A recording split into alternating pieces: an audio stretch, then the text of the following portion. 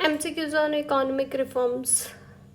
Which of the following public sector enterprises was privatized in recent years as a part of India's disinvestment reforms? वो कौन सा है? Air India. The ONDC project launched by the government of India aimed to reform which sector? Digital commerce. Which of the following countries signed a free trade agreement with India in recent years to enhance their trade liberalizations? UAE. The national monetization pipeline is primarily focused on monetizing government-owned brownfield.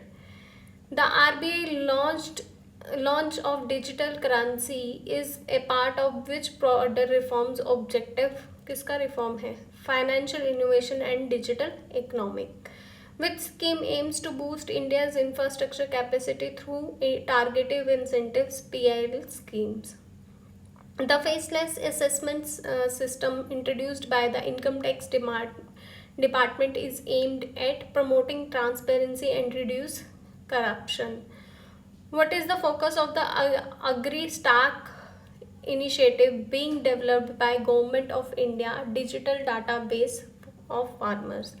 Which of the following sectors received a boost under the updated PLI scheme as of 2024? Electric vehicles and solar modules. The government's plan to reduce fiscal deficit and enhance transparency in financial management aligns with which of the following legislations?